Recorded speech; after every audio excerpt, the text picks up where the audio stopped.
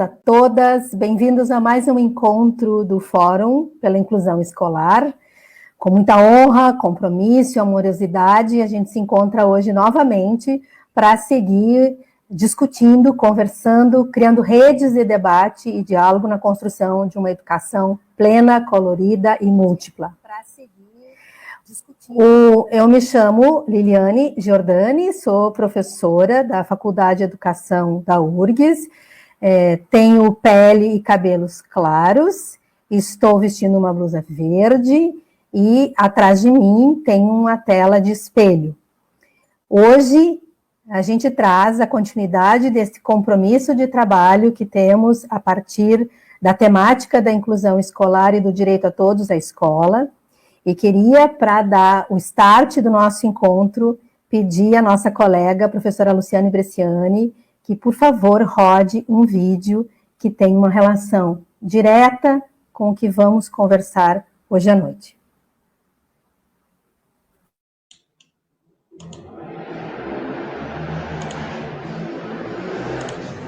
Dear teacher, I know it doesn't always seem like it, but I really do want to listen and learn. It's just my brain is kind of different.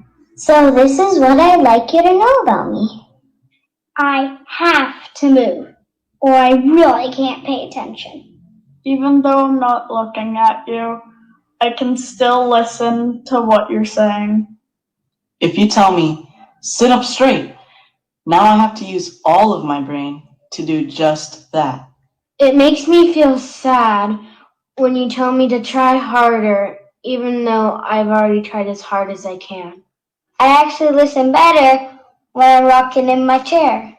When you give me a bunch of directions, I start to think I will never remember all of this. Sometimes my mom or dad ends up doing all of my homework. So here's how you could maybe help. Let me get up and move while I'm learning. Let me look wherever I want when you talk to me. Let me rock or slouch in my chair. No matter what, please don't take away my recess. Give me a hug I could do all by myself. Make directions very short. Just ask me, what does your brain need right now? And one more thing. My brain might be different than yours, but it's still amazing. Sincerely, your student. Your student. Your student. Your student.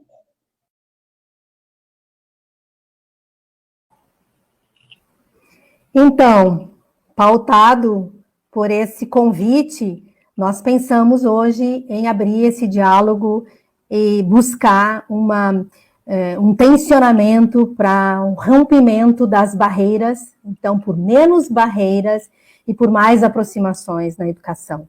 Esse é o nosso convite de hoje e muito feliz, com muito orgulho, o Fórum recebe dois grandes professores para essa sala, para essa conversa. Então, hoje à noite nós teremos a professora Ana Rosemary e o professor Luiz Renato, grandes amigos, parceiros de trabalho, pesquisadores, educadores importantes para essa pauta.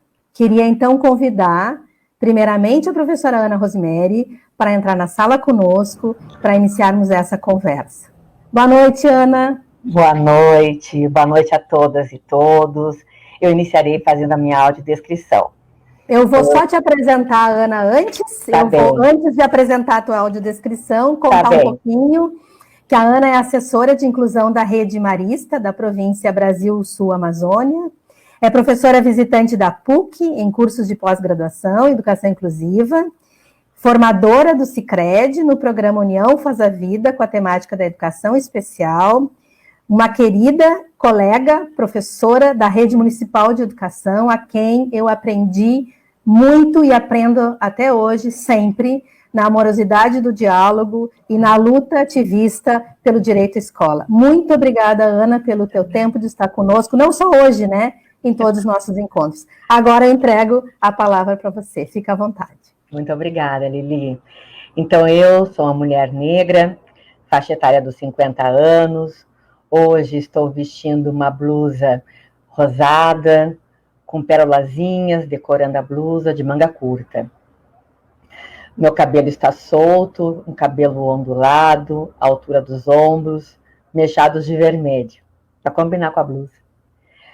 Estou com um par de brincos em pérolazinha, uso óculos, a cor rosa, armação cor-de-rosa, tenho os lábios muito característicos da minha africanidade, né, os lábios bem grossos, uma boca muito larga, assim como o nariz muito largo também. Ao meu fundo está um porta-retratos de parede e uma cortina que volta e meia faz um movimento porque a janela está aberta. Uma parede clara ao fundo. Vou aproveitar e fazer a audiodescrição da Denise, que está neste momento me acompanhando como tradutor e intérprete. A Denise é uma professora de cabelos castanhos escuros, que neste momento estão presos. A Denise é uma mulher clara, não está de brincos hoje, geralmente ela está. A Denise veste uma blusa de manga curta preta e atrás de si está um móvel que creio seja um roupeiro. Pronto. Feita a audiodescrição de nós duas, vamos direto então a esse ponto de conversa para hoje, ao qual eu agradeço muito o convite feito pela Lili, pelos colegas do fórum, pela inclusão, fórum este que eu respeito muito e que eu valido bastante enquanto espaço criador e provocador de políticas inclusivas, né? É um prazer poder estar conversando com pessoas sobre um tema que eu entendo que seja uma das minhas missões mais importantes enquanto pessoa, que é trabalhar em prol das pessoas público-alvo da educação especial, refletindo sobre políticas inclusivas, pensando este fazer pedagógico, o que nós estamos fazendo, o que nós temos que ressignificar, como ajustar alguns pontos. Trabalho geralmente com outras colegas da educação especial, colegas essas que têm um trabalho mais centrado nos atendimentos educacional especializado, na forma do AEE, onde nós também temos pautado bastante a nova política de inclusão apresentada dia 30 de setembro pelo presidente e a sua equipe ministerial da educação, do Ministério da Educação. Bem, em primeiro lugar, acho importante colocar que, para se essa pauta de hoje, ela nos convoca a pensar espaços, né, esses lugares de saberes, nós temos que ver, que identificar que essa política que o presidente Jair Bolsonaro apresenta, ela só faz um referendo à existência da escola especial e a PAI. Não traz aqui algo novo, isso eu quero deixar destacado, porque às vezes parece que nós temos uma proposição nova quando não é o fato. A política anterior, datada de 2008, ela só não falava na escola especial ou a PAI. Ela se omitia de falar, mas não trazia a negação do espaço. Havia uma grande veemência, grandes tensionamentos para que a inclusão na escola regular acontecesse, tendo o AEE como um espaço mobilizador para que essas inclusões pudessem acontecer, fosse mobilizando a comunidade docente daquele espaço escolar ou do grupo de escolas ao redor, onde este AEE estivesse, e também o público discente e as suas famílias. Então, a política de 2008 fazia um grande referendo a esse tipo de atendimento, a esse tipo de serviço da educação especial. A política atual continua falando do AEE, com algumas outras particularidades, né, de ação, de alcance, inclusive, e explicita que a escola especial ou a PAI devam existir. E aí é o que eu quero centrar a minha fala hoje, enquanto esses espaços, né, que nós fazemos educação especial, que nós oferecemos serviços de educação especial. O que nós temos? Escolas especiais e APAES, né, porque pensando todo o Brasil e Rio Grande do Sul, nós temos esses dois tipos de serviços que pensam a exclusividade de alunos da educação especial, que é diferente da inclusão da escola regular. Mas ali dentro, a PAI ou escola especial, nós temos os serviços de educação especial, um serviço pedagógico né? Pensando da inclusão dessas pessoas. Só que antes de chegar em APAE ou Escola Especial, eu vou convidar vocês a fazer uma breve viagem comigo, né? Uma breve viagem histórica para entender um pouco como é que esse Brasil, né, organizou ações de educação especial. Eu fiz um recorte sobre 3 grandes instituições criadas no Brasil no século passado, inclusive. Então, assim, se a gente pensa por menos barreiras e por mais aproximações entre os espaços inclusivos, nós vamos ter que lembrar que lá em 1854 foi criado o Imperial Instituto dos Meninos Cegos, hoje reconhecido como Instituto Benjamin Constant. Lá em 1854, não foi um político por nada, não foi um imperador, inclusive, por nada, que criou o Imperial Instituto dos Meninos Cegos. Foi atendendo uma demanda particular de um grupo de pessoas, uma situação ali estava dos seus colaboradores do Império, e que trouxeram, então, a necessidade, né, a legitimidade da criação de um espaço exclusivo para meninos e meninos cegos, que era algo muito importante para aquela época, né? Hoje, tendo este espaço, com o nome de Instituto Benjamin Constant, como uma referência nacional para as questões de formação, assessoria e atendimento às pessoas com deficiência visual. 3 anos depois, em 1857, surge, então, o Imperial Instituto de Surdos Mudos, nomenclatura da época, né? Espaço esse também para meninos e meninos surdos daquela época, também por algumas movimentações dos colaboradores do imperador, que entenderam da necessidade, porque tinham viajado, ido para a França, voltado. Então, assim, nós temos em 1854 a criação de um espaço para pessoas cegas, porque então elas não estavam em outro lugar. As pessoas cegas, meninos ou meninas, estavam à margem de algo tido como escola.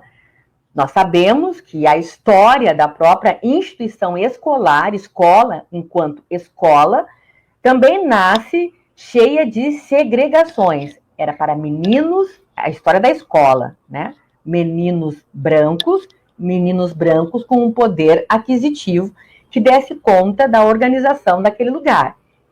O tempo passou e esse lugar de ser escola foi mudando, foi ampliando, e hoje nós temos o que são as escolas como um todo, em qualquer lugar do mundo.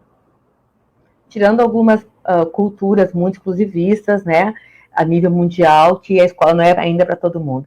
Mas na maior parte do tempo, enquanto as Nações Unidas, enquanto as políticas internacionais falam, nós temos escolas para todos. É para ter. Então, lá em 1854, nós tínhamos um lugar para meninos cegos. Em 1857, nasce um outro lugar para meninos, nome da época, surdos mudos. Bom, o tempo vai se ampliando e hoje nós temos o quê? Nós temos não mais o Instituto dos Surdos Mudos, mas sim o Instituto Nacional de Educação dos Surdos, o INES, somente que nasceu também somente para meninos. E mais tarde, já em outro momento, em outro século, em 1954, no Rio de Janeiro, nasce a primeira APAE no Brasil. Por que eu fiz esse recorte, essa breve viagem? Para lembrarmos que a história da educação especial no Brasil, ela começa por partes, ela começa por segmentos, que com o passar do tempo, as demandas sociais e o avanço dos conhecimentos científicos provocaram que esses lugares se reformulassem. Que de 1854 para cá, nós não temos um só lugar para meninos cegos. Os meninos cegos, com baixa visão, com alguma deficiência visual, estarão em qualquer lugar de ser escola, se for o caso, uma escola especial ou APAE. Os meninos surdos, hoje não só meninos, mas também esse lugar nasceu com uma certa lógica. Assim como a APAE, quando nasce, ela nasce com a ideia de ser um espaço de atendimento para pessoas com deficiência múltipla e deficiência intelectual, lembrando que essa deficiência intelectual seria muito marcada para pessoas com síndrome de Down. E aí também não tinham espaço essas pessoas, as deficientes intelectuais e as pessoas com deficiência múltipla, também não tinham muito espaço para estarem e precisou ter um lugar organizado como a APAE para dar conta da escolarização. Bom, o tempo mudou, já estamos em outro século, e o que nós temos hoje? As escolas regulares, que por princípio nacional, pela legislação da educação brasileira, deve ser uma escola regular inclusiva. Então, para mim, já começa por aí, que nós não temos que acrescentar a identificação da escola regular, que aquela é uma escola regular inclusiva. E aqui, sim, estou fazendo uma crítica à nova política nacional do MEC, porque ela traz uma certa diferenciação, como se a escola tenha que se identificar como a escola regular inclusiva ou escola fundamental inclusiva. Ela não tem que se identificar, ela tem que ser, é prioridade. Está dada na Constituição, está dada na LDB, então nós não precisamos reforçar o que já está. Por exemplo, vocês não precisam ficar olhando para mim e lembrando da hora Ana Rosemary negra, Ana Rosemary negra, Ana Rosemary negra. Já está dado, já se percebeu que eu sou negra. Inclusive, já falei sobre isso. Então, uma escola regular para hoje, ela tem que se entender como uma escola inclusiva. O seu plano político-pedagógico tem que prever situações de acolhimento que respeitem a inclusão. O seu regimento escolar tem que estar dado com os devidos princípios inclusivos. Não deve nem passar num conselho estadual de educação ou num conselho municipal de educação se não tiver a premissa inclusiva, porque a escola tem que ser inclusiva para qualquer situação de inclusão e de pluralidade, seja a pluralidade étnica, de gênero, de diversidade da condição humana, e aqui eu estou falando das questões de deficiência. Então, qualquer situação de diversidade, de inclusão, a escola está dada para isso. Se a escola é um microcosmo da grande sociedade, bom, está dado, nós vivemos diariamente sendo confrontados com algumas situações de não inclusão, aonde nós naturalmente nos rebelamos e criticamos. E tomara que muitas outras pessoas continuem criticando e se juntando a nós quando vemos qualquer situação de não inclusão em espaços da sociedade, seja de acesso a emprego, de circulação livre nos ambientes. Então, a escola, ela tem que ser inclusiva, ponto. A escola, ela é inclusiva. Não se admite um plano de gestão onde a inclusão não esteja entendida, não esteja pautada e levada muito a sério nas formações dos seus professores, da sua equipe de educadores. Então, isso no que eu entendo enquanto uma escola regular, ela nasce inclusiva, ponto. Nós somos pessoas humanas, ponto. Ninguém precisa ficar referendando mais outra vez que nós somos pessoas humanas, porque já está dado que nós somos. E aí, a partir daí, já se abre todo um grande leque da diversidade que nós representamos. Agora eu vou falar da escola especial e da APAE, desse passeio que eu fiz com vocês, situando em 1854 o Instituto dos Meninos Cegos, em 1857 o Imperial Instituto dos Surdos Mudos e em 1954 a primeira APAE. Bom, ela nasce exatamente para dar conta daquelas situações, daqueles estudantes, daquelas pessoas que os outros espaços escolares não davam conta. E que até recentemente, no século passado, alguns colegas educadores nessas escolas que nós temos hoje, que eu, a colega Janaína, intérprete, a Luciane, a Liliane, nós somos produtos dessas escolas, aonde pouco víamos pessoas com deficiência circulando ali. Então, sim, nós temos uma política específica de educação especial para ainda continuarmos referendando que precisamos pautar a inclusão em qualquer situação de escola, seja ela regular e especial. A escola especial e a APAE têm toda a legitimidade de existência. Por quê? Por que eu digo isso veementemente? 1854, 1857 e 1954 traduzem isso. Se os estudantes precisam, se nós temos pessoas em idade escolar e não há escola para elas, nós temos que pensar escolas para elas. E hoje não é possível que nós caiamos numa certa fala de que a escola regular dá conta de todas as situações. Não, ela não dá conta. Eu falo isso de um lugar em que recentemente eu era vice-diretora de uma escola especial da Prefeitura de Porto Alegre, fui uma das coordenadoras pedagógicas de uma outra escola especial da Prefeitura de Porto Alegre, trabalhando como formadora em APAE, por exemplo, na APAE de Osório, por vários verões, então estando ali dentro junto com as pessoas. Então eu consigo pensar, sim, olhar para dentro desses espaços inclusivos que são as escolas especiais e APAES e entender que esse público que foi pensado para elas hoje pode ter mudado um pouco. Por exemplo, hoje uma APAE não tem o mesmo perfil de situações de deficiência múltipla ou de deficiência intelectual que tinha lá em 1954. Porque o mundo mudou, o mundo avançou, as ciências avançaram e hoje as inclusões acontecem na escola regular. As crianças com TEA, as crianças com deficiência intelectual, as crianças com deficiência múltipla podem estar na escola regular com os serviços de apoio adequados. Não é um estar sozinho, sem apoio, sem formação continuada do corpo docente. Precisa. Também me lembro, enquanto professora de AEE, que já fui, de pautar a inclusão do direito de estar e de provocar algumas mudanças no cenário daquela comunidade escolar, porque aqueles estudantes poderiam e se beneficiavam muito do espaço da escola regular. Ajustes fossem arquitetônicos e atitudinais. E nós, sim, podendo provocar mudanças nos nossos conceitos de inclusão, aquilo que nós não vimos enquanto estudantes há 40 anos atrás, há 45 anos atrás, e eu situo a mim mesma, eu tenho 53 anos, e no meu tempo de ensino fundamental, os meus colegas de ensino fundamental não tinham alguma deficiência. E isso cria uma ruptura, não me fez compreender lá atrás que essas pessoas poderiam estar, mas é um cenário muito diferente do hoje. Os meus filhos cresceram convivendo com colegas com alguma deficiência, fosse na área da surdez, fosse na área da deficiência intelectual e também com deficiência múltipla, desde que os recursos humanos e materiais estivessem alocados para eles.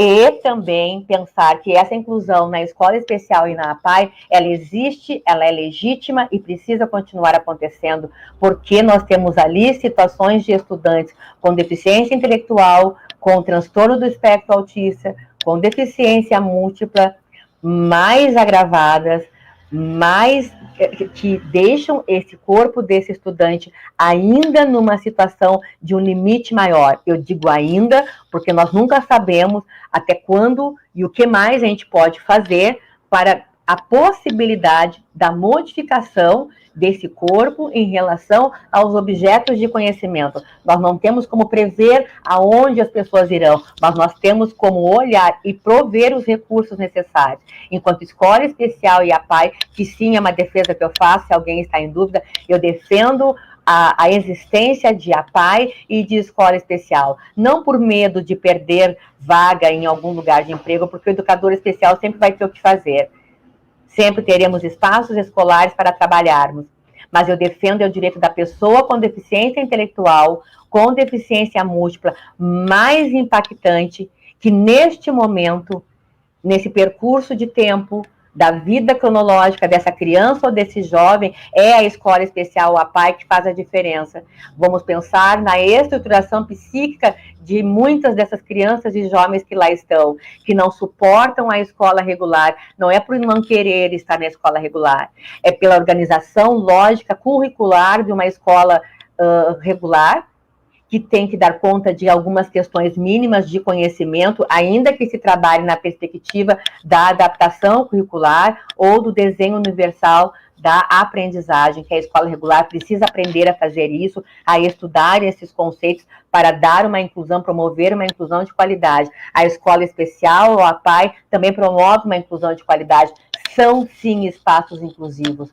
Eu sou terminantemente contra um certo logo que tem corrido por aí, desde a implementação da nova política, onde dizem escola especial ou a APAE não é inclusiva. Como que não? Vamos passar um ano letivo dentro de uma escola especial ou dentro de uma PAI. Escolham uma turma e convivam 20 horas semanais, pelo menos, com a turma que vocês escolherem para passar. Não estou dizendo que ali é um trabalho difícil, ali é um trabalho. Não estou dizendo que ali não há avanço, muito pelo contrário. Os estudantes se desenvolvem, tem a estruturação psíquica, tem a borda que é dada diariamente com muito mais relevância. Ali na PAI ou na escola especial, as questões conceituais dos conteúdos comuns de uma escola regular, eles são colocados de lado. Prestem atenção, colocados de lado. Nós não deixamos eles de fora. São colocados de lado em prol do desenvolvimento psíquico, da borda psíquica, da estruturação do eu, que cada uma das crianças e dos jovens precisam. É por isso que eles estão na escola especial. Porque por mais que eles consigam decodificar algum texto, né, ler alguma coisa que está ali, isso ainda não lhe faz sentido. O uso funcional daquilo que foi lido ainda não está sendo possível de dar conta, porque ele foge ainda, aquele jovem, aquela criança, alguma habilidade da compreensão daquele texto ou daquela imagem que estamos querendo transmitir. Então eu digo, escola especial APAI, elas são inclusivas, elas são necessárias, porque se nós formos pensar alguns perfis de estudantes que estão na escola regular, e vocês que estão nos ouvindo, que estão nos acompanhando hoje, pensem essa criança, esse jovem, numa situação ainda de um desempenho não tão satisfatório como vocês percebem agora, aonde eles não conseguem dar conta da troca de horário, seja dos anos iniciais, seja dos anos finais do ensino médio. A troca de horário, 11 componentes curriculares para darem conta. E aí eu vou ter uma criança ou um jovem, se eu for pensar os 11 componentes curriculares, eu estou falando de jovens, de adolescentes, que tem lá os seus 11 componentes curriculares, ou seja, as 11 disciplinas para dar conta, a troca de horário a cada 50 minutos, ou quando muito, 2 períodos corridos, e eu tenho um estudante ali que não consegue se achar naquele turno. E não é porque é teimoso, não é porque tem uma mãe ou uma família que não é parceira. Não é isso que está em jogo. É a organização para aquele espaço, é a compreensão da lógica daquilo que nós estamos querendo comunicar na escola regular. A escola especial é um lugar de vida, não é lugar de sofrimento. Nós podemos ter histórias mais delicadas, histórias que nós tenhamos que olhar com mais vagar, considerar muito mais essa história e deixando de lado aqueles tais componentes curriculares para olhar para a história de vida de cada estudante, de cada menina e de cada menino, para então fazer sentido, para que nós possamos transformar a história de vida dessa criança, desse jovem, perceptível, compreensível para aquele jovem e para aquela jovem que nós temos ali naquelas turmas sim, que tem número menor de estudantes do que a escola regular. Para o município de Porto Alegre, são 6, 8, 12 estudantes, ou seja, bom, a Lili já entrou porque está na hora de eu ir finalizando, né? Então, eu quero dizer desse espaço, que tem uma outra organização, mas é um espaço escolar, é um lugar de ficar e aprender a ser, aprender a estar naquele lugar, aprender e a dar significado para aquilo que se aprende. Seja um balançar de um objeto que pode não ter significado para mais ninguém, mas tem para aquele estudante, balançar aquele objeto tem muito significado e ali está carregado de conteúdo. E nós vamos, enquanto professoras e professores de escola especial e de APAI, dar o devido significado, dialogando com alguns daqueles tais dos componentes curriculares, quando for o caso. Ou seja, se ensina. As escolas, os espaços estão ali para ensinarem e para aprenderem a fazer, porque a PAI de 1954, aquela mesma PAI, não existe, ela teve que se transformar. O IBC, o Instituto Benjamin Constant, também teve que se transformar, e o Instituto de Surdos Mudos também teve que se transformar. Ou seja, a transformação não nos mete medo, a transformação é necessária, o ser humano se transforma, mas não desqualifiquem os nossos espaços de trabalho, não digam que eles não servem, porque nós temos pessoas que precisam desses espaços. Nós podemos ilustrar para cada um e cada uma de vocês, nós tivermos tempo, do que nós estamos falando. Então, sim, a defesa da escola especial e a PAI, tanto quanto da escola regular, todas são inclusivas, todas são espaços de aprendizagem, seja do corpo docente como do corpo discente. Obrigada. Ana, obrigada por enquanto, porque estaremos juntos em seguida. Vocês entenderam porque amo muito essa mulher, assim, não tem palavras para descrever essa intensidade necessária que precisamos na educação.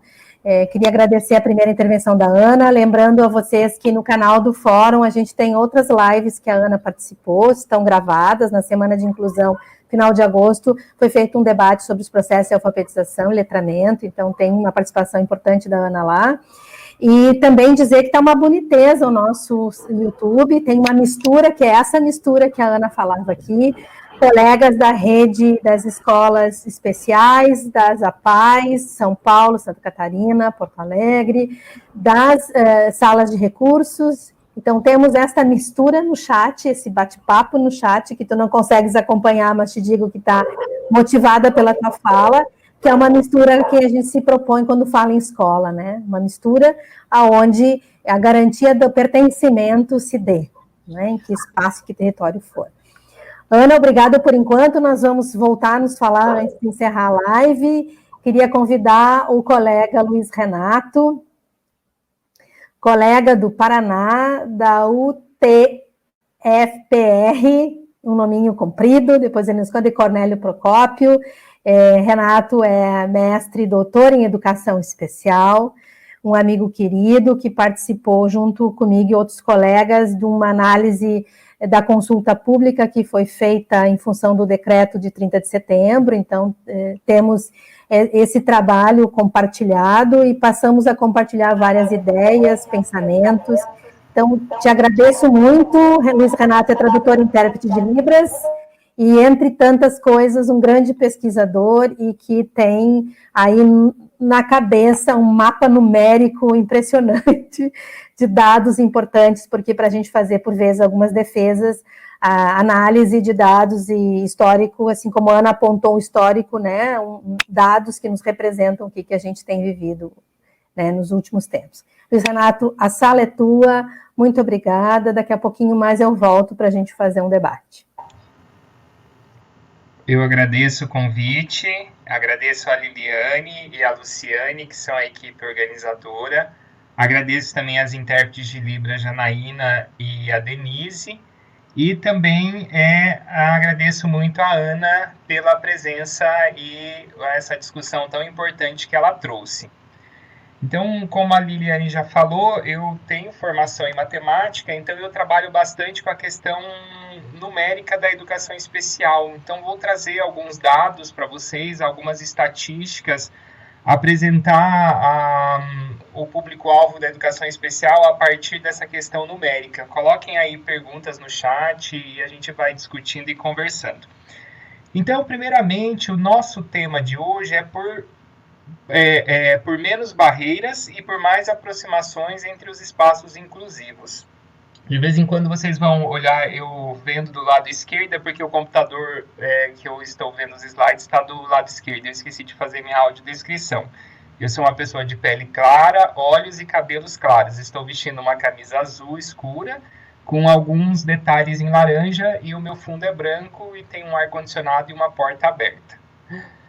Então, primeiramente, o que é essas barreiras? Então, se a gente olhar a definição de deficiência atualmente, que é uma definição que vem da Convenção dos Direitos das Pessoas com Deficiência de 2006, e que no Brasil ela passa a ter um poder legislativo, porque é uma emenda constitucional, o conceito da pessoa com deficiência é qual? É aquela que tem impedimentos de longo prazo, então quer dizer, deficiência não é de curto prazo. Uma pessoa quebrou o pé, ela não é considerada deficiente, é porque ela tem uma necessidade temporária e que provavelmente vai passar em breve. Mas a deficiência é de longo prazo, e aí a lei fala de natureza física, mental, intelectual ou sensorial, e aí vem o ponto-chave da discussão de hoje, os quais, em interações com uma ou mais barreiras, podem obstruir sua participação plena e efetiva na sociedade. O que significa isso?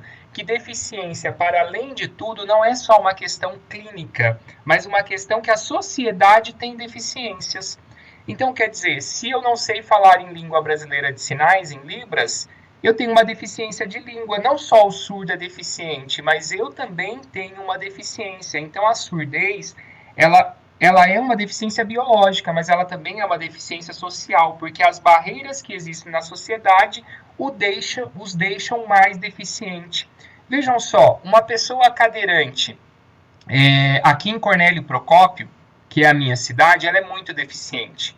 Uma pessoa cadeirante em Maringá, que é uma cidade do Paraná, ela é menos deficiente, porque em Maringá a cidade é mais plana, existem várias calçadas com rebaixamento para que a pessoa possa andar. Então, quer dizer, as barreiras que existem na cidade tornam as pessoas mais ou menos deficientes. E que barreiras que a gente fala tanto? Que barreiras são essas? A gente tem várias barreiras dentro das escolas.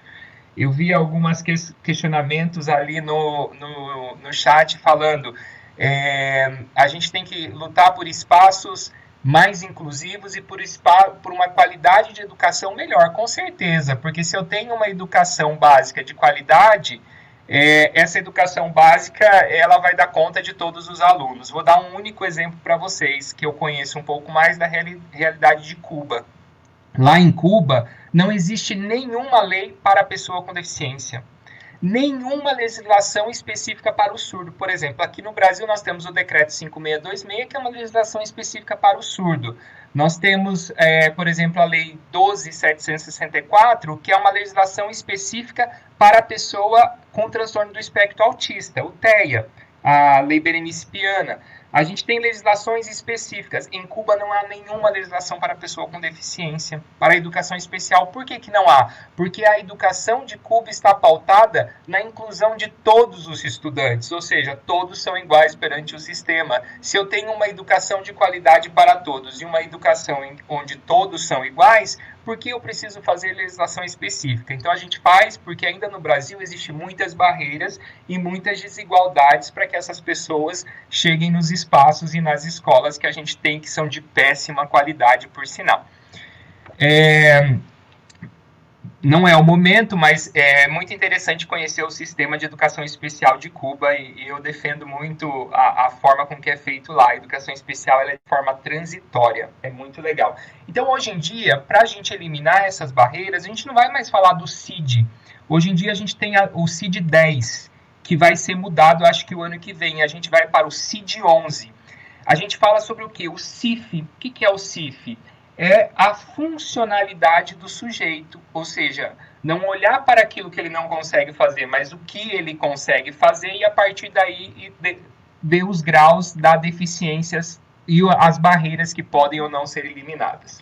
Então, pois bem, na educação básica brasileira, nós temos cerca de 48 milhões de matrículas na educação básica.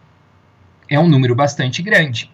Como se fosse o estado de São Paulo, um pouco mais, de todos os alunos do Brasil, a população de São Paulo chega em torno de 45 milhões e na educação básica nós temos 48 milhões de matrículas. E da educação especial, quantas pessoas do público-alvo da educação especial nós temos? Quem é o público-alvo da educação especial? Pessoas com deficiência, transtornos agora... de acordo com a nova política, transtornos globais do desenvolvimento e altas habilidades ou superdotação. Então, quantos desses 48 milhões, quantos são público-alvo da educação especial? Mais ou menos 1.200.000.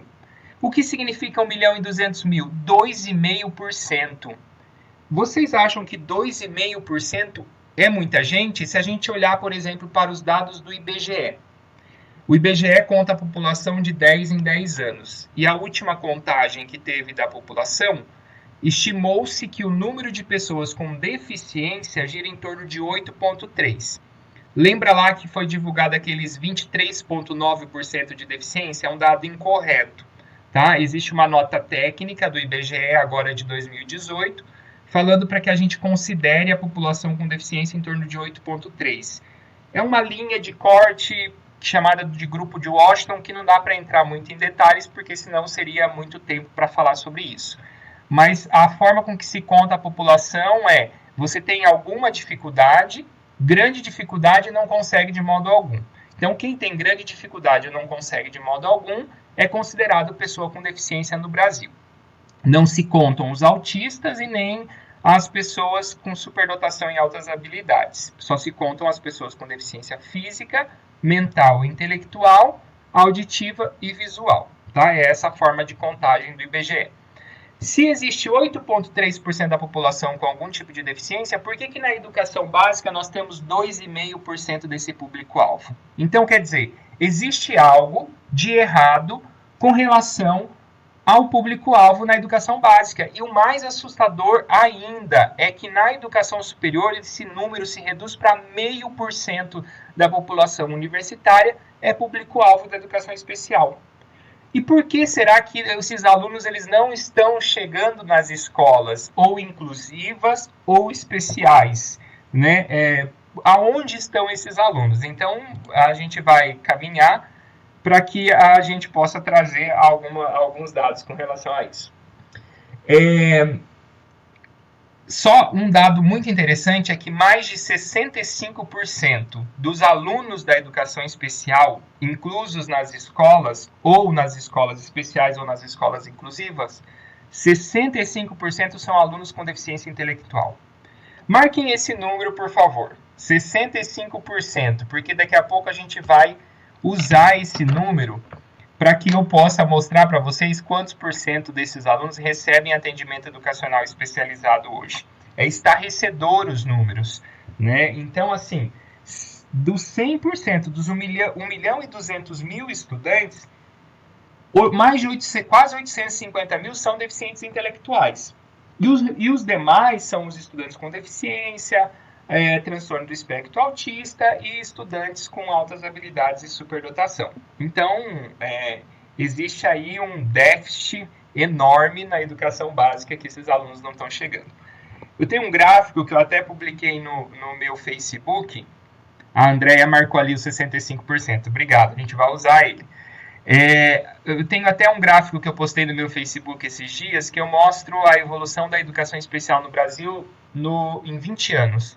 De 1998 a 2019, eu peguei todos os dados de alunos com deficiência, desde lá de 98, para mostrar como que foi a curva do crescimento da educação especial e como foi a curva do decréscimo das escolas especiais e do aumento das escolas inclusivas.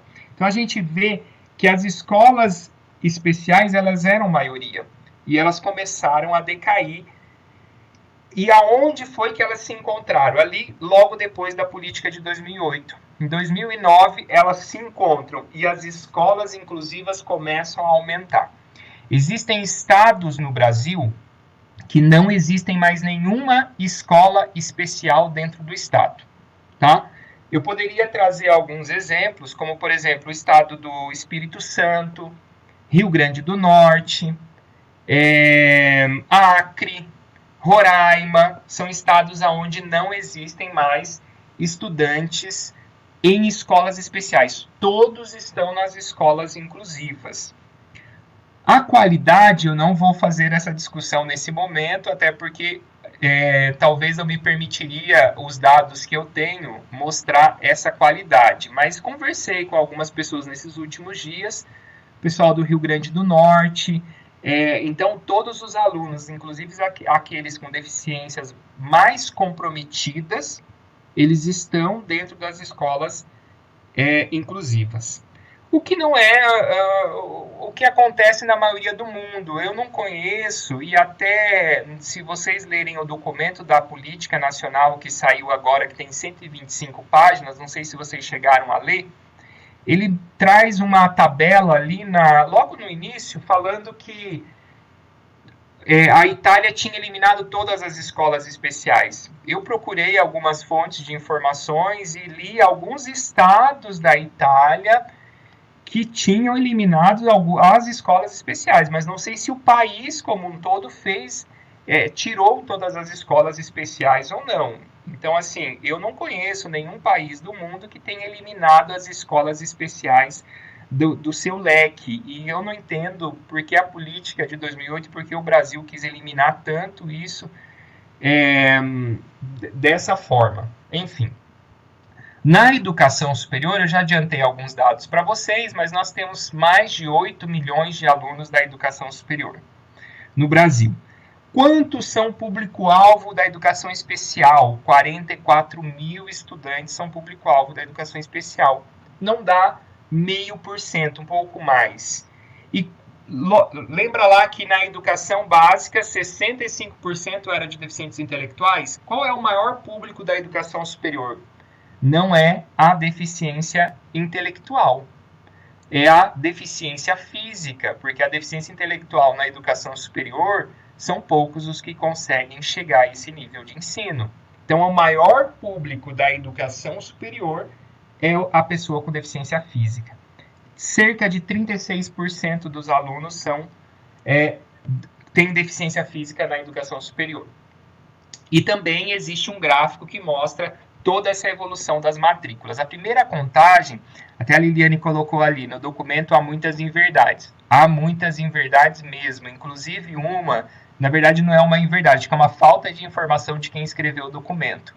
Tem lá falando que a primeira contagem da educação superior de pessoas com deficiência foi em 2000 e não lembro quando. Não, a primeira contagem de pessoas da educação superior com deficiência foi em 1999. Eu tenho esses dados, eram 135 pessoas com deficiência no Brasil todo com deficiência que estavam na educação superior. Hoje esse número passou de 135 para 44 mil por conta de políticas afirmativas, políticas de reserva de vagas. Se a gente não tivesse essas reservas de vagas, com certeza a pessoa com deficiência não tinha chegado nesse nível de ensino. E graças a Deus, porque nós as temos aqui no Brasil. Hoje em dia, na educação básica, mais de 85% dos alunos da educação especial estão na inclusão. 85%. Só para vocês terem ideia, no Paraná, é o estado, dos 27 estados do Brasil, o meu estado é o estado que mais tem escolas especiais no Brasil. Aqui no Paraná, os alunos da educação especial, eles representam 70% na inclusão, 30% nas escolas especiais. No Brasil, é 85% na inclusão, 15% nas escolas especiais. Tá? Existem estados que é 100% inclusão e 0% escolas especiais. Então, para vocês entenderem que a gente está caminhando para a inclusão total, estava caminhando para a inclusão total, geral e restrita do público-alvo da educação especial. Para vocês terem uma ideia, as taxas de abandono escolar. Prestem atenção porque esse dado é muito show. A taxa de abandono escolar do público-alvo nas séries iniciais é 3 vezes maior do que as matrículas de pessoas sem deficiência. O público-alvo abandona a escola cerca de 2,7%. E dos alunos da educação básica, 0,9%. 3 vezes mais taxa de abandono da escola. Porque muitas vezes vão para as escolas inclusivas e não dão conta de estudar naquele espaço que não é tão inclusivo assim. Só que tem uma coisa que é muito interessante. No ensino médio, quando começa a aumentar a série, então séries iniciais, maior taxa do público-alvo. Séries finais, maior taxa do público-alvo. Médio, os alunos da educação especial têm o mesmo índice de abandono da educação pública, da educação regular. Por que isso? Por que a inclusão e os alunos da escola especial têm o mesmo índice de abandono lá no ensino médio? Porque chegar no Brasil, no ensino médio, tendo deficiência, é muito complexo. Então, se você consegue chegar... Alunos da educação especial, eles representam 70% na inclusão, 30% nas escolas especiais. No Brasil, é 85% na inclusão, 15% nas escolas especiais. Tá? Existem estados que é 100% inclusão e 0% escolas especiais. Então, para vocês entenderem que a gente está caminhando para a inclusão total, estava caminhando para a inclusão total, geral e restrita do público-alvo da educação especial. Para vocês terem uma ideia, as taxas de abandono escolar. Prestem atenção porque esse dado é muito show. A taxa de abandono escolar do público-alvo nas séries iniciais é 3 vezes maior do que as matrículas de pessoas sem deficiência. O público-alvo abandona a escola cerca de 2,7%. E dos alunos da educação básica, 0,9%. 3 vezes mais taxas de abandono da escola. Porque muitas vezes vão para as escolas inclusivas e não dão conta de estudar naquele espaço que não é tão inclusivo assim. Só que tem uma coisa que é muito interessante. No ensino médio, quando começa a aumentar a série, então séries iniciais, maior taxa do público-alvo. Séries finais, maior taxa do público-alvo. Médio, os alunos da educação especial têm o mesmo índice de abandono da educação pública, da educação regular. Por que isso? Por que a inclusão e os alunos da escola especial têm o mesmo índice de abandono lá no ensino médio? Porque chegar no Brasil, no ensino médio, tendo deficiência, é muito complexo. Então, se você consegue chegar nesse nível de ensino, significa que você está preparado para quase tudo, tá? É só essa interpretação que eu consigo imaginar desses dados. Por que no ensino médio a taxa de abandono é a mesma? Porque quem chegou lá tendo deficiência é porque está realmente preparado. Na educação superior, eu sinto muito isso quando esses alunos chegam. E eu ouço muito algumas frases que não são verdades em lives, das pessoas dizendo assim, que quando a pessoa com deficiência chega na educação superior, ela chega com menos conhecimento e com mais déficits do que as pessoas sem deficiência. Isso não é verdade, não é uma realidade. Por exemplo, aqui na minha universidade, em que eu atuo na coordenação do Núcleo de Acessibilidade e Inclusão. Porque os alunos com deficiência, eles conseguem chegar aqui e eles conseguem se sair muito bem. Mas por quê? Porque ele já passou por todo um processo que foi muito discriminatório para esse sujeito. Deixa eu dar uma olhada aqui no chat, eu não estava... Ah, tá, 5 minutos, ok, vou tentar correr aqui, teria um monte de dados. Vou pular os dados da promoção.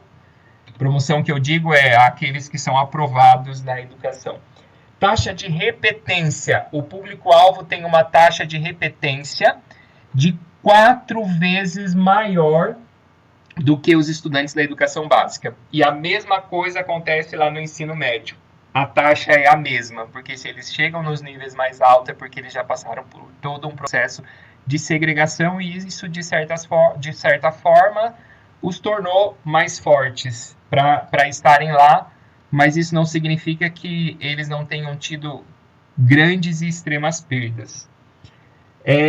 Taxa de evasão também do público-alvo é muito maior do que qual a diferença entre abandono e evasão? Abandono é porque ele estava matriculado e ele abandonou a escola. Evadir-se da escola significa que ele nem fez a matrícula, ele deixou a escola e ele nem foi lá fazer mais a matrícula. Então a evasão também, ela chega a ser o dobro Isso tudo que eu estou falando é nas séries iniciais, porque no ensino médio as taxas são praticamente as mesmas. E aí tem algumas comparações ao longo dos anos aqui nos dados que eu tenho. Taxas de migração também da EJA para a EJA. Uma vez eu dei um curso sobre educação de jovens e adultos e a questão da deficiência intelectual, mostrando os dados como o público-alvo ele migra muito para a EJA, porque ele é constituído lá de 65% de pessoas com deficiência intelectual. Então, às vezes, a maioria vai acabar abandonando a escola e vai ter que, de alguma forma, entre aspas, ser obrigado ali a estudar na educação de jovens e adultos. Uma outra coisa que acontece muito é o atendimento educacional especializado. Lembra lá que eu pedi para vocês anotarem aí que 65% do público-alvo na educação básica é formada por estudantes com deficiência intelectual? Então, em tese, todos os estudantes da educação, público-alvo da educação especial, deveriam estar onde? No atendimento educacional especializado, recebendo o AE, recebendo uma atividade, um serviço complementar ou um serviço suplementar no caso das altas habilidades de superdotação. E isso não acontece, mesmo com a política de 2008, isso não vem acontecendo. A taxa dos estudantes público-alvo que recebem AEE no Brasil não chega a 40%. 60% dos estudantes não têm atendimento educacional especializado no Brasil. E aí, eu inclusive fiz uma fala nesse sentido esses dias, que era a importância de fazer a revisão da política de 2008.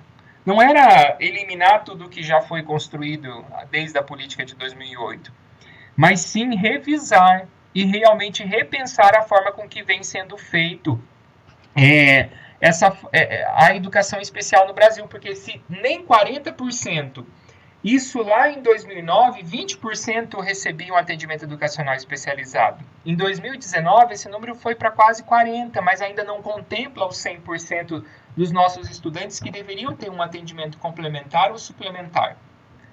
Nessa nova política de 2020, eles trazem vários centros de atendimentos especializados, reforçam, na verdade, a sala de recursos, né, tira o termo multifuncional, mas acaba colocando sala de recursos ali e, de certa forma, vem reforçando a importância do atendimento educacional especializado, que até 2019, infelizmente, ainda não alcançou 100% dos alunos. Vou falar mais 2 dados só importantes, Liliane, e já passo a palavra. O primeiro dado que eu quero falar dos 2 últimos é que Rio Grande do Sul, Paraná, Santa Catarina, São Paulo não são parâmetros para o resto do país, né?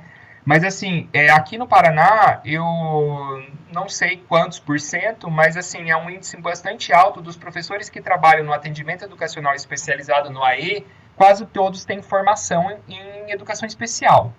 Não sei, não deve chegar a 100%, mas deve ser próximo. No Brasil, é estarrecedor. Os professores que atuam no atendimento educacional especializado, apenas 44% têm formação em atendimento educacional especializado, em educação especial. Os outros 56% não têm formação. Então, quer dizer, eu tenho um professor de AE que está atuando na educação especial e não tem formação em educação especial. E aí vocês vão olhar para a realidade de vocês, mas muitas vezes a realidade de vocês é muito diferente do restante do país. Nossa solidariedade, por exemplo, agora no Amapá, que eles estão há 7 dias sem energia elétrica, né? Com certeza, se fosse o estado de São Paulo que isso tivesse acontecido, ou qualquer um outro estado, isso provavelmente não estaria acontecendo. E mais triste ainda, cerca de 1.200.000 professores têm alunos com deficiência em sala de aula, tá? Mais de 1 milhão de professores têm pelo menos um estudante público-alvo da educação especial dentro da sua sala de aula. 6% dos professores da educação básica têm formação em educação especial. 94% dos professores não têm formação em educação especial e estão atendendo os nossos alunos com deficiência. Então, fica a reflexão se realmente era importante ou não fazer esse revezamento da política de educação especial. Vou deixar aqui o meu e-mail para vocês, quem quiser anotar, posso passar esses dados para vocês. É Luiz com Z, Renato, mr@gmail.com. Obrigado. Renato, muito obrigado. Depois os colegas que estão no chat conseguem compartilhar o link com o teu endereço. Eu vou convidar a Ana, pedir para o Luiz ficar na tela, convidar a Ana Rosemary para entrar junto conosco. E estou, assim, andando entre os números que Renato trouxe, acho que e assim, é verdade, ele produz muito e compartilha tudo que produz, né? Acho que isso é super importante, acho que ele trouxe uma palavra para nós caríssima, que é solidariedade, né? Nós estamos vivendo um ano muito estranho, reaprendendo algumas coisas, mas talvez o compartilhamento e a solidariedade tem que ficar para a gente como uma marca importante. E essa transição de da política, né, esse momento da política talvez seja esse momento da gente não criar dicotomias, não entrar num discurso maniqueísta entre bem e o mal, entre o anjo e o demônio, entre educação especial e educação inclusiva. Nós aqui estamos, e em nome do Fórum quero reafirmar, e com certeza Ana e Renato compartilham, nós somos defensores da educação. Esse é o princípio, né? Acho que a gente fala em educação inclusiva, infelizmente ainda, porque a ideia é que a gente fale em educação, e que a educação atinja essa multiplicidade de seres humanos que somos, né? Nos seus tempos, nos seus jeitos, na sua arquitetura, o seu corpo. Então, quando hoje a gente ouve o termo nova normalidade, a gente também se mexe, porque nós somos militantes, ativistas, de algo que a gente pactua como diferença. Nós estamos falando da diferença, e diferença requer um rompimento com esse lugar chamado de normalidade constante, né? Então, nós temos aqui, estava acompanhando o chat, temos vários colegas da educação de surdos, né? Acho que tem um movimento nesse decreto de 30 de setembro que marca um recorte, e queria chamar a atenção, assim, pela pauta, né, que nos traz aqui, que também defendemos políticas transversais, políticas de Estado e não políticas de governo, o que quer dizer que para a gente ter uma educação que se fortaleça, tem que ser transversalizado de tempos, né? Nós vivemos um período do Plano Viver Sem Limites, e que trouxe algumas iniciativas importantes nessa, talvez, reafirmação daquilo que a política de 2008 se propôs, mas também somos sabedores que a política de 2008 ainda precisava ser revista, que não estava plena. Talvez esse não fosse o melhor momento, com certeza, né, nem momento político, nem momento estrutural, nem etc. Mas estamos aqui para compartilhar e pensar junto. Então, queria lançar, a gente já está com um tempinho pequeno, mas, assim, lançar em síntese um pouco do que os colegas têm dito, né, dessas experiências de escola especial, de APAE, de escola comum, que cultura o seu corpo. Então, quando hoje a gente ouve o termo nova normalidade, a gente também se mexe, porque nós somos militantes, ativistas, de algo que a gente pactua como diferença. Nós estamos falando da diferença, e diferença requer um rompimento com esse lugar chamado de normalidade constante, né? Então, nós temos aqui, estava acompanhando o chat, temos vários colegas da educação de surdos, né? Acho que tem um movimento nesse decreto de 30 de setembro que marca um recorte, e queria chamar a atenção, assim, pela pauta, né, que nos traz aqui, que também defendemos políticas transversais, políticas de Estado e não políticas de governo, o que quer dizer que para a gente ter uma educação que se fortaleça, tem que ser transversalizado de tempos, né? Nós vivemos um período do Plano Viver Sem Limites,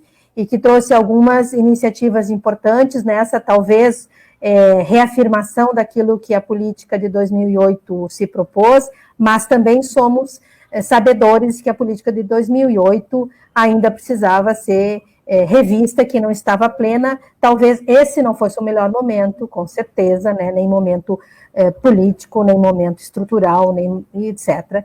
Mas estamos aqui para compartilhar e pensar junto. Então, queria lançar, a gente já está com um tempinho pequeno, mas, assim, lançar em síntese um pouco do que os colegas têm dito, né, dessas experiências de escola especial, de APAE, de escola comum, que aqui não estamos elencando um lugar como a melhor experiência, né? A gente está trazendo da história e dos dados o fortalecimento que as experiências devam ser vividas e compartilhadas, né? Esse acho que e atravessadas nesse território imenso, né? Acho que não vamos defender só o nosso quinhão, mas vamos construir políticas que sejam permanentes. E nesse sentido, eu queria fazer uma pergunta aos dois, assim, trazendo de novo o decreto de 30 de setembro, né, como uma síntese que vocês pudessem apontar, como vocês veem o cenário futuro, que movimentos são possíveis nessa Constituição futura, para que a gente, então, rompa algumas barreiras, né, e aproxime talvez o tema da nossa live de mais aproximações. Queria perguntar a vocês em que medida vocês percebem isso viável e possível, né? Como que a gente poderia, como educadores e como rede, estabelecer maiores aproximações entre, inclusive, não falando só de rede pública, né? A Ana aqui tem também um trabalho importantíssimo na rede privada, que fique claro que todas as políticas devem ser garantidas no espaço escolar, seja público ou privado. Então, sendo mais objetiva, como caminharemos para frente? Que ações, né, os educadores precisam fazer que não demandem de aguardo ou espera governamental? Eu gostaria de começar, então, dar um tempinho para o Luiz, falar um fôlego, Luiz, né? Porque essa é uma provocação bem interessante que tu fazes, né, Lili? Como é que a gente segue a partir de agora? O APAE tipo versus escola regular. Isso não deve existir. Enquanto isso for alimentado, esse tipo de situação, esse tipo de antagonismo for alimentado, nós não vamos sair do mesmo lugar, né? E penso que isso ajuda, inclusive, esse antagonismo que ele foi criado por alguns teóricos brasileiros em educação especial, não só por algumas políticas internacionais que o Brasil possa ter pego, de alguma forma, algum tipo de modelo, mas nós temos aqui, no Brasil, alguns teóricos que instigam esse antagonismo entre escola especial APAE e escola regular. Eu creio que isso afasta o que é o mérito da questão, o que é o fato, que é como que nós vamos promover, o que nós estamos fazendo dentro desses espaços para ensinar e aprender com essas pessoas. É isso que nós temos que olhar. Os nossos fazeres não é criticar, é entender por que lá se faz assim, por que aqui se faz dessa maneira, mas trazer argumento, trazer evidências. Não é no lugar de achismo, é no lugar da ciência. A ciência da educação especial. Nós temos muito que aprender uns com os outros. Agora, enquanto esses polos ficarem se alimentando, ficarem se fortificando, a gente não para de falar educador especial com educador especial. Chega. Nós temos que falar educador especial com qualquer outro educador, assim como qualquer outro educador com educador especial. Tem que ser uma porta muito mais aberta. A coisa ainda hoje está num certo favor, não é favor para ninguém. É nossa obrigação, enquanto profissionais em educação, enquanto educadores que somos, usar, por exemplo, os dados que o Luiz traz, tão provocante, que eu estava acompanhando aqui o chat, pessoal muito mobilizado, e realmente é estarrecedor esse tipo de situação, quando o Luiz traz que nós temos, em algum momento, não uma completude de pessoas trabalhando no AEE com formação em educação especial. Quem é que está deixando que isso aconteça? Onde é que está o gestor municipal, o gestor daquela instituição? Porque lá a lei fala quem é o educador do AEE, é o educador especial. E aí eu me permito falar nesse lugar que eu circulo pelo Brasil fazendo formação e olhando muito também o nosso estado. Aqui no Rio Grande do Sul nós também temos uma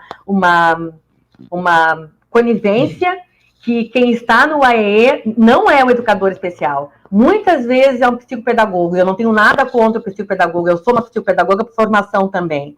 Mas nós temos que olhar o que de fato é direito.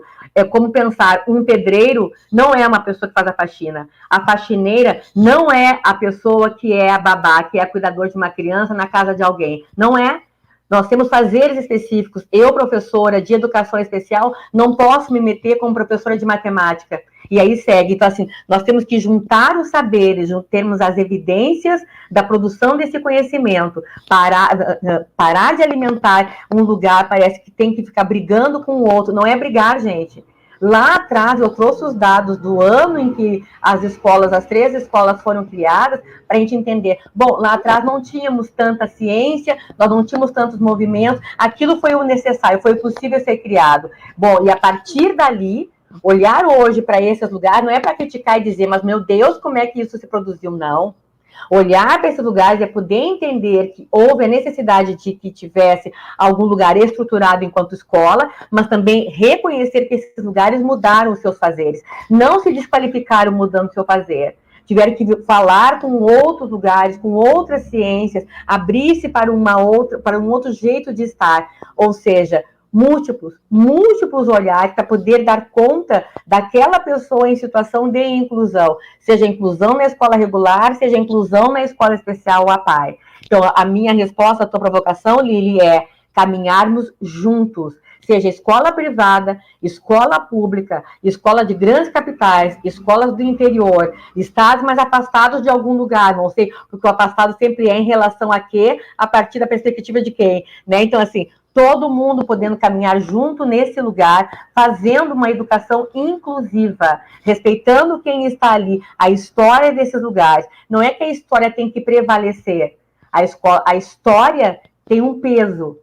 Entender desse lugar, quem são as pessoas que ali habitam e como que nós podemos agregar conhecimento, não é desfazer, é agregar conhecimentos, para então poder olhar para essa política que nós temos e entender por que será que nós temos alguns lugares, pessoas no AEE que não são formadas para o AEE. E, inclusive, daí, Luiz, me deu uma vontade de falar junto contigo uma hora, porque, assim, quem é o estudante do AEE?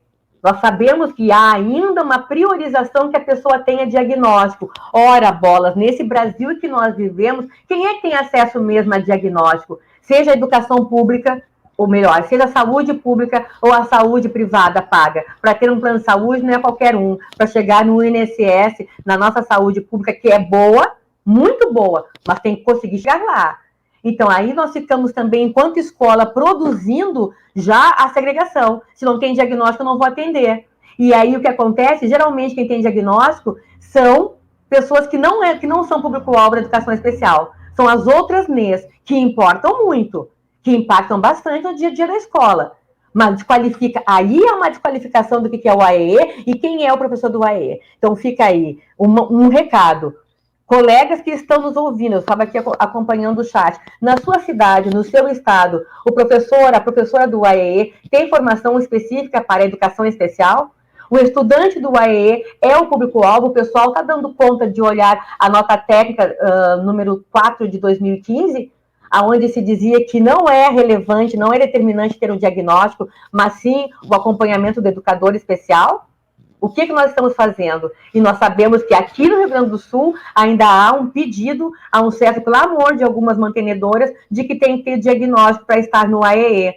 Não tem que ter diagnóstico, gente, mas isso eu sei que é outra pauta. Então, a minha resposta é essa, é caminharmos, imaginarmos um longo caminho, e um caminho largo, porque cabem muitas pessoas, não só nós, educadores especiais, todos nós, educadores.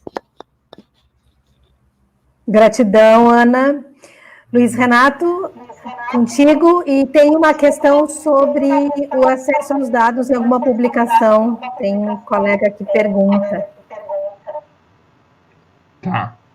Bom, primeiramente eu vou explicar pela física o que significa escuridão.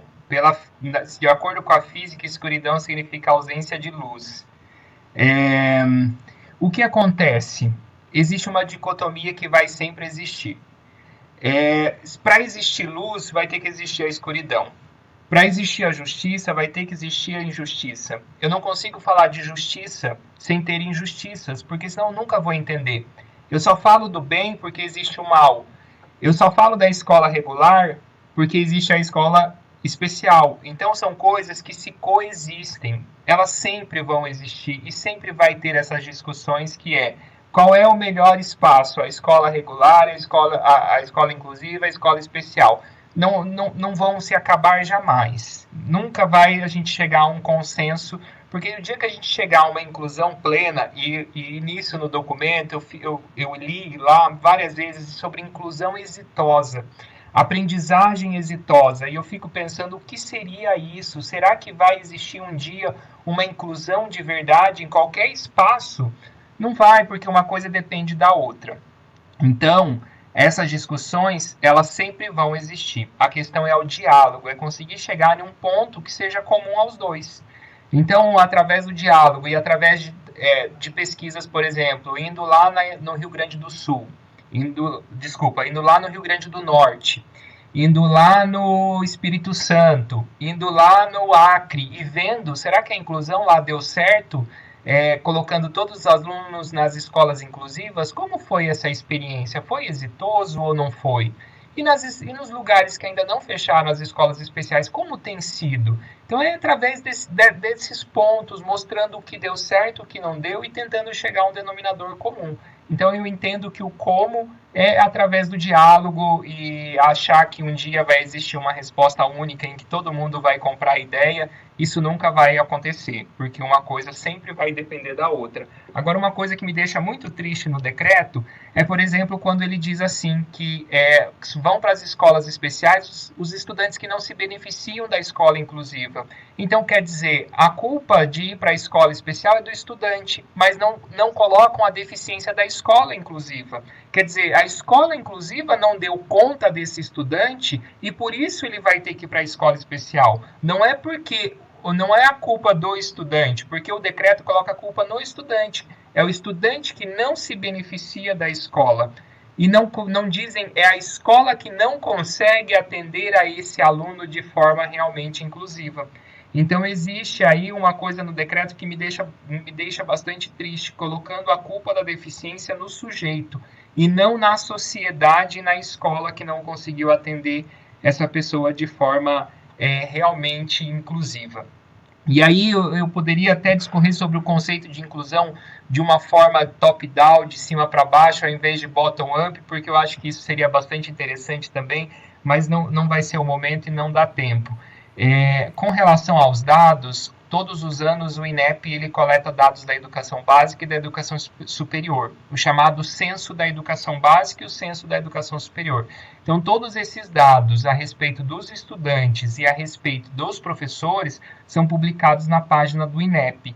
Eu tenho um livro que eu trouxe alguns dados da educação de surdos. Na minha tese do doutorado, eu trago dados da educação superior brasileira, da educação, a respeito da política nacional, do PNE. Eu estou fazendo agora um artigo com outras 2 pessoas que a gente vai mostrar um pouco sobre como está organizada a PNE usando um software de dados para mostrar. E é bem engraçado, também não é o tema, mas assim, o software dividiu certinho a política em 3 etapas. A primeira é a educação de surdos, que parece que o documento ele centra muito na questão o documento centra muito na questão da surdez. Uma outra é centralizado nas pessoas, nos demais tipos de deficiência, e uma terceira é a respeito da forte ênfase que ele dá na educação equitativa, inclusiva e com aprendizado ao longo da vida. É isso. Renato e Ana, a gente queria encaminhar para finalizar a nossa conversa uma questão que a professora Elizabeth Magalhães, aqui de Porto Alegre, trouxe no chat, que resume assim, as colocações um pouco dos colegas, né? Agradecendo muito os dados, tanto os dados históricos quanto os dados numéricos, né? E eu acho que Renato e Ana trazem vários pontos que dariam longas conversas, importantes rodas aí que a gente espera fazer aí muito, né? E aí, Renato, reafirmando assim que ainda sonho, ainda desejo, acho que a ideia da utopia do Galeano, né? A gente vai caminhando e vai olhando ela no horizonte, então a gente não vai alcançar, mas vai continuar caminhando, de ter essa escola que não tenha esses lugares marcados como para alguns ou para, né? Nesse aqui sim, aquele lugar não, mas que a gente tenha escolas diversas. E aí, para encerrar, queria passar a palavra para vocês a partir da questão da Beth, que agradece aos dados, né, importante para a análise, e ainda é importante falar da questão por que alguns alunos não chegam na escola, né, o que acontece com alguns alunos de educação especial que ainda não chegam. Claro que, como o Renato lembrou, nós temos um território imenso, diverso, né, culturalmente, financeiramente, estatisticamente, etc. Né? Amapá e São Paulo vivem, talvez, realidades diferentes, e aqui nós temos vários colegas de São Paulo no chat que podem falar um pouco também aqui no bate-papo. Mas é isso, por que alguns ainda não chegam? Onde estão esses sujeitos, né? Quanto escondidos e como a escola tem a sua obrigação desse acolhimento. E aí já peço que vocês, na intervenção, façam as despedidas, para hoje só. Quer começar, Luiz? A outra vez eu comecei, queres começar? Bom, primeiro eu penso que pode ter uma questão subjetiva, sim, das famílias, porque eu posso pensar que as famílias possam estar cansadas de muitos nãos, de muitas não compreensões e quase nada de empatia. Então, sim, existe um certo cansaço por parte de algumas famílias e de acharem que aquele não é o seu lugar. E isso dá para pensar sobre quaisquer inclusões, né? A questão da etnia, por exemplo, que eu me vejo muito envolvida com isso. Em alguns lugares, por exemplo, se eu achar que eu não sou bem-vinda, eu não vou. Né? Hoje pela manhã eu estava assistindo um jornal e um grupo de mulheres gaúchas aqui organizaram um selo para algum grupo de lojas, e aí perguntando que lojas que gostariam de ter aquele selo, ainda tem isso, e nem todas as lojas aceitaram, de ter um selo onde a diversidade racial é bem-vinda. Então, assim, tem que poder comunicar essas coisas. Então, se as famílias entendem que não são bem-vindas, porque alguém foi muito efetivo em dizer, em demonstrar que não era bem-vinda, eu também posso entender que as famílias não querem. E isso talvez aconteça não só em pequenas cidades. Isso em grandes cidades também pode acontecer, então, independente de ser capital ou interior, de que lugar do Brasil nós possamos imaginar, isso ainda acontece dessa manifestação de que a escola não é um lugar para a pessoa com deficiência. Eu acho que é por isso que a nossa grande questão em trabalhar a inclusão é a questão atitudinal, né? Eu emprego muito das minhas forças em tratar disso, seja com as minhas orientandas, com as minhas colegas de trabalho, né, os parceiros de educação especial, como a Lili é, para mim, uma grande parceira e minha inspiradora, assim, para pensar em uma inclusão eficiente, é que esses lugares têm que poder mudar. Uma escola, que vamos pensar, né, gente, foi a Elizabeth, né, que fez a pergunta. Elizabeth, se nós vamos ter ainda escolas que reproduzem aquilo que nós vivemos enquanto alunos daquela escola, né, uma escola pública ou escola privada, aonde não está realmente estampada que a diversidade é bem-vinda, que ela é necessária, inclusive, que professores estarão lá dentro? Qual é o jeito de trabalhar? Pessoas que ainda se apegam muitas vezes a um papel, um tal diagnóstico, que se apegam a um tipo de perfil, do tipo, então tá, então dá para trabalhar agora com crianças com Down, mas não me traz criança com deficiência múltipla para cá, né? Ficam categorizando as pessoas, como se isso desse conta da maravilhosa arte que é viver, que é ser e estar. Então, se a escola não comunica, e essa é uma grande questão, se a escola não comunica de fato que ela é uma escola para todos e que até ela pode errar, mas ela quer acertar e ela quer ter as pessoas ali, as pessoas com deficiência não chegam à escola. Nós vamos ter, talvez, índices melhores, aonde há uma real comunicação. E, para finalizar, para a gente pensar como a inclusão está em todo lugar e o que uma escola comunica de fato, que alguma escola vai dizer, mas nós somos inclusivos. E aqui eu quero reforçar, não estou fazendo nenhuma apologia a uma escola serve e a outra não serve. A escola especial não está porque a escola regular fracassou. Não é porque uma fracassa e a outra tem sucesso. Não é disso. Estamos falando da singularidade das pessoas, da diversidade humana. E que nós temos que dar espaços para que essas diversidades sejam acolhidas e trabalhadas, desenvolvidas. E aí eu entendo da escola especial IAPAI e da escola regular. Mas, para finalizar, eu fui o ano passado fazer uma formação numa região aqui do Rio Grande do Sul de uma intensa colonização alemã. E fui fazer a formação sobre educação especial, que acho que é só disso que eu sei falar, né? E cheguei na escola, era o início do turno, início da manhã, o grupo de professores estava no auditório daquela escola. E lá no auditório da escola tinha vários cartazes de bem-vindos, aqueles cartazes que todas as escolas fazem no início do ano letivo, né? Chamando o estudante para a escola. E quando eu olhei aqueles cartazes, depois eu fiz uma conversa com os professores de formação.